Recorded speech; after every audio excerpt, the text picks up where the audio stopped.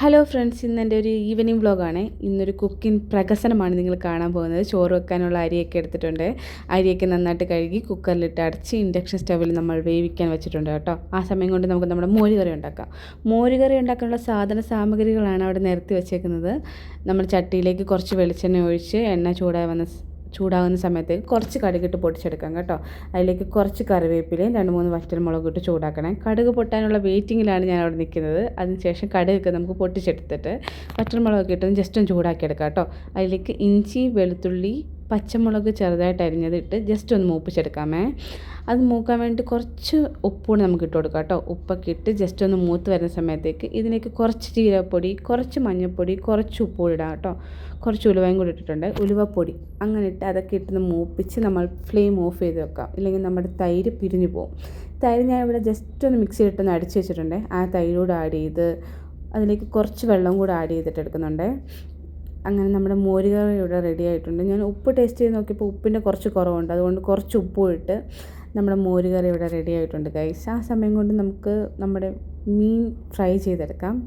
ഞാനിവിടെ മത്തിയാണ് എടുത്തേക്കുന്നത്. കടയിൽ പോയപ്പോൾ ചേട്ടനോട് ചോദിച്ച് 2 മത്തി തരുമെന്ന്. അങ്ങനെ ചേട്ടൻ 2 മത്തിയായിട്ട് എനിക്ക് തന്നിട്ടുണ്ട്. മത്തിയൊക്കെ ഫ്രൈ ചെയ്യാൻ വെച്ച സമയത്ത് നമുക്ക് നമ്മുടെ പാത്രങ്ങളൊക്കെ കഴുകിയെടുക്കാം. ഇല്ലെങ്കിൽ വീണ്ടും ഇതൊക്കെ കഴിഞ്ഞ് ഞാൻ തന്നെ കഴുകണം. വിഷ്ണുവാണ്ടും കഴുകി തരും കേട്ടോ. അങ്ങനെ നമുക്ക് നമ്മുടെ പാത്രങ്ങളൊക്കെ ഞാൻ കഴുകി എടുത്തിട്ടുണ്ട്. ഈ വൈകിട്ട് തൊട്ടുള്ള പാത്രങ്ങളൊക്കെ അവിടെ കിടക്കുമായിരുന്നു. അങ്ങനെ പാത്രങ്ങളൊക്കെ ഞാൻ കഴുകി എടുത്ത് വെച്ചിട്ടുണ്ട്. അങ്ങനെ അതൊക്കെ കഴിഞ്ഞ് നമ്മുടെ മീനൊന്ന് പോയി നോക്കാം. മീനൊക്കെ നന്നായിട്ട് ഫ്രൈ ആയിട്ടുണ്ട്. നമുക്ക് ഇങ്ങനെയുള്ള അസുഖം ആർക്കെങ്കിലും ഉണ്ടോ? ഇങ്ങനെ ജോലി ഇടയ്ക്കിടയ്ക്ക് തുടയ്ക്കണം, അങ്ങനെ ഒരു ഭ്രാന്ത് എനിക്കുണ്ട്. ആർക്കെങ്കിലും ഉണ്ടെങ്കിൽ ഒന്ന് മെസ്സേജ് ഇടണേ. അങ്ങനെ നമ്മുടെ മീനൊക്കെ ഫ്രൈ ചെയ്തു, അതൊക്കെ തിരിച്ചിട്ടെടുത്തിട്ടുണ്ട് കേട്ടോ. എപ്പോഴും എനിക്ക് അങ്ങനെ എണ്ണ വീഴുന്നത് തീരെ ഇഷ്ടമല്ല, തുടച്ചിരിക്കും.